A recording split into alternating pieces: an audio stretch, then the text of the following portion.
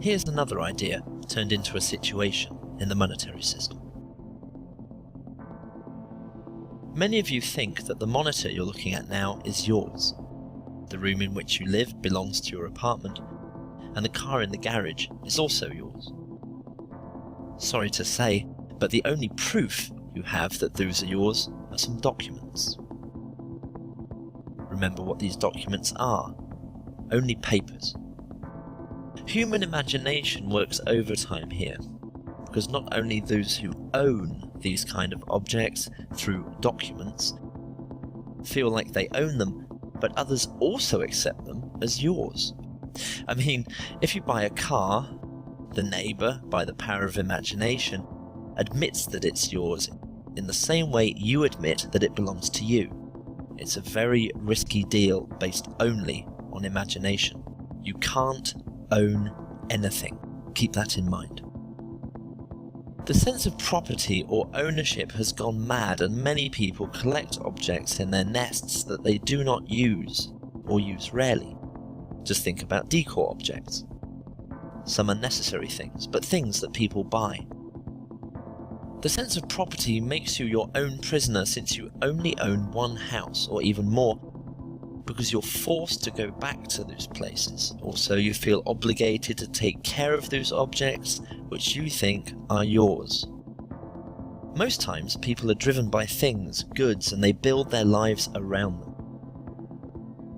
I would have been out here a little bit sooner, but they gave me the wrong dressing room, and I couldn't find any place to put my stuff. And I don't know how you are, but I need a place to put my stuff. So that's what I've been doing back there, just trying to find a place for my stuff. You know how important that is. That's the whole meaning of life, isn't it? Trying to find a place for your stuff. That's all your house is. Your house is just a place for your stuff. If you didn't have so much goddamn stuff, you wouldn't need a house. You could just walk around all the time. That's all your house is. It's a pile of stuff with a cover on it. You see that when you take off in an airplane and you look down and you see everybody's got a little pile of stuff. Everybody's got their own pile of stuff. And when you leave your stuff, you gotta lock it up. Wouldn't want somebody to come by and take some of your stuff. They always take the good stuff. They don't bother with that crap you're saving. Ain't nobody interested in your 4th grade arithmetic papers. They're looking for the good stuff. That's all your house is. It's a place to keep your stuff while you go out and get more stuff. Now, sometimes you've got to move. You got to get a bigger house. Why? Too much stuff. You've got to move all your stuff. And maybe put some of your stuff in storage. Now imagine that. There's a whole industry based on keeping an eye on your stuff. Enough about your stuff. Let's talk about other people's stuff. Did you ever notice when you go to somebody else's house, you never quite feel 100% at home? You know why? No room for your stuff. Somebody else's stuff is all over the place. And what awful stuff it is. Where did they get this stuff? And if you have to stay overnight at someone's house, you know, unexpectedly, and they give you a little room to sleep in that they don't use that often, someone died in it 11 years ago, and they haven't moved any of his stuff. Or wherever they give you to sleep, usually right near the bed, there's a dresser, and there's never any room on the dresser for your stuff. Someone else's shit is on the dresser. Have you noticed that their stuff is shit and your shit is stuff? Get that off of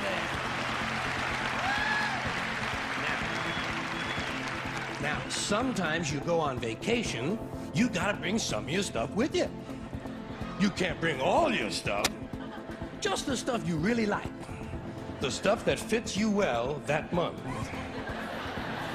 Let's say you're gonna go to Honolulu. You're gonna go all the way to Honolulu. You gotta take 2 big bags of stuff, plus your carry-on stuff, plus the stuff in your pockets. You get all the way to Honolulu and you get in your hotel room and you start to put away your stuff. That's the first thing you do in a hotel room is put away your stuff. I'll put some stuff in here, put some stuff down there. Here's another place for some stuff here. I'll put some stuff over there. You put your stuff over there. I'm putting my stuff over here. Here's another place for some stuff. Hey, we got more places than we've got stuff. We're gonna have to buy more stuff. Yeah.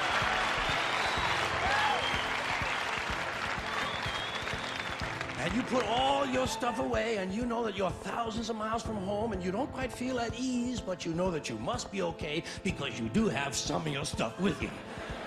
And you relax in Honolulu on that basis.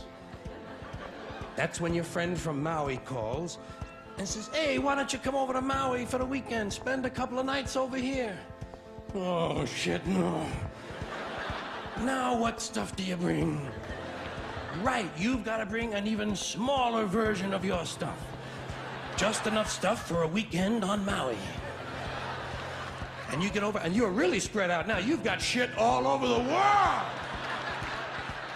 You've got stuff at home, stuff in storage, stuff in Honolulu, stuff in Maui, stuff in your pockets. Supply lines are getting longer and harder to maintain.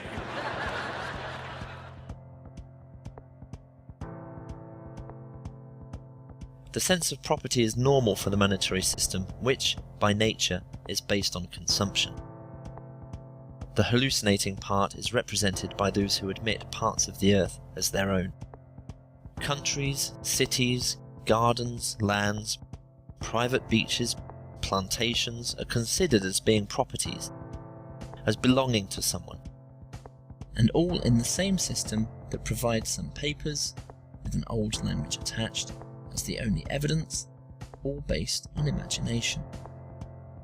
The sense of property makes you care about certain objects. When others take those objects from you, it creates conflict. Because the monetary system is based on this consumption, it doesn't offer any such object for free, even though it's never owned anything. Through the sense of property, many people own objects they don't need, that others could benefit from, even objects they seldom use, but an exchange is not possible in the monetary system without any submission from one of the two parties. The sense of property is developed by the desire of consumption perpetuated by the monetary system. Social status is another imagination and is directly related to the sense of property. People imagine that they climb an imaginary ladder when they buy certain objects, when they complete a college course or have a job. It's a fantasy that can only exist in a system that constantly wants competitive consumers. Remember, no matter that you have 5 cars, houses, expensive watches, gold, money, you're a doctor, lawyer, teacher, mechanic, salesman, all are just imagination, only that. All are just some extensions of the human being, like technology or information.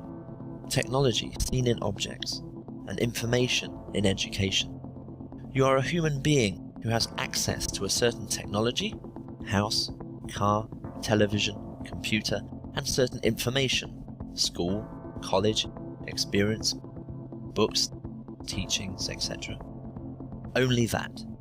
None of this makes you better than another human being, especially in an unjust system.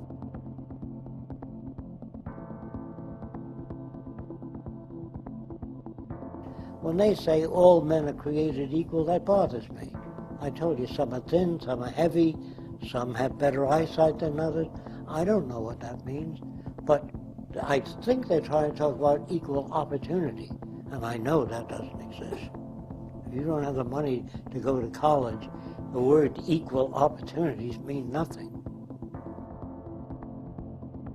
That's all you ever hear about in this country is our differences. That's all the media and the politicians are ever talking about, the things that separate us, things that make us different from one another.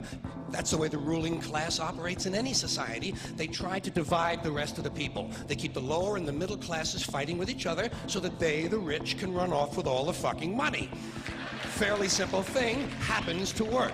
You know, anything different, that's what they're going to talk about. Race, religion, ethnic and national background, jobs, income, education, social status, sexuality, anything they can do, keep us fighting with each other so that they can keep going to the bank. You know how I describe the economic and social classes in this country? The upper class keeps all of the money, pays none of the taxes. The middle class pays all of the taxes, does all of the work. The poor are there just to scare the shit out of the middle class. Keep them showing up at those jobs. The monetary system has created a race through this social ladder, and it's strange that no one asks what is the ultimate prize. For what is this fight? What is the purpose of this race?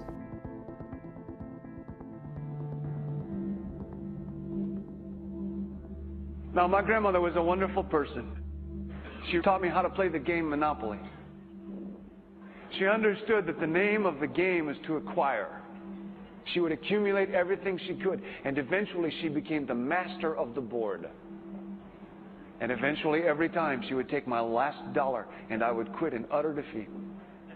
And then she would always say the same thing to me. She'd look at me and she'd say, "One day, you'll learn to play the game." One summer, I played Monopoly with a neighbor almost every day, all day long. We'd play Monopoly for hours. And that summer, I learned to play the game. I came to understand the only way to win is to make a total commitment to acquisition. I came to understand that money and possessions, that's the way that you keep score. And by the end of that summer, I was more ruthless than my grandmother. I was ready to bend the rules if I had to win that game. And I sat down with her to play that fall. I took everything she had. I destroyed her financially and psychologically. I watched her give her last dollar and quit in utter defeat. And then she had one more thing to teach me. Then she said, "Now it all goes back in the box." All those houses and hotels, all the railroads and utility companies, all that property and all that wonderful money. Now it all goes back in the box. I didn't want it to go back in the box. "No," she said. "None of it was really yours. You got all heated up about it for a while. But it was around a long time before you sat down at the board. And it will be here after you're gone. Players come and players go. But it all goes back in the box. Houses and cars, titles and clothes, filled barns, bulging portfolios, even your body. Because the fact is that everything I clutch and consume and hoard is going to go back in the box, and I'm going to lose it all. That's not much of an ROI on that.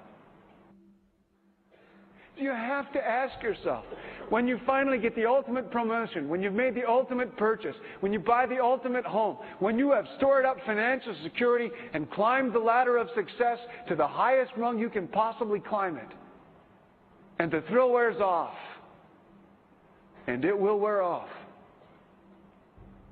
then what? How far do you have to walk down that road before you see where it leads? Surely you understand, it'll never be enough.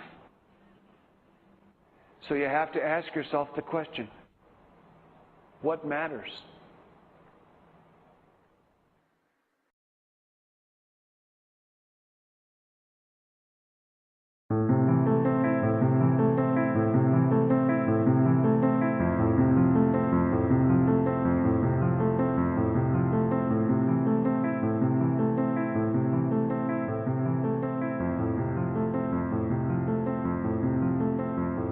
To remove this social race, you must get rid of the inequality between people through producing an abundance of goods and services, so no one would hold anything but only would use these objects or services.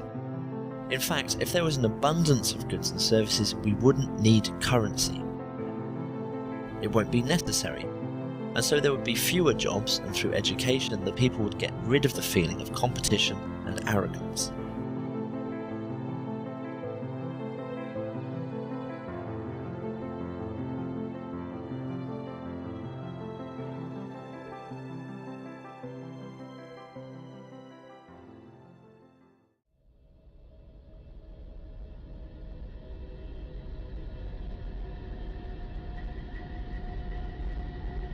It's really hilarious to see how human beings are their own prisoners through pure imagination. It is strange how humans behave like photocopiers. Once they have established perceptions about their world, they perpetuate those perceptions and resist any change to them. You are not an intelligent life form if you trap yourself with technology and information that you created.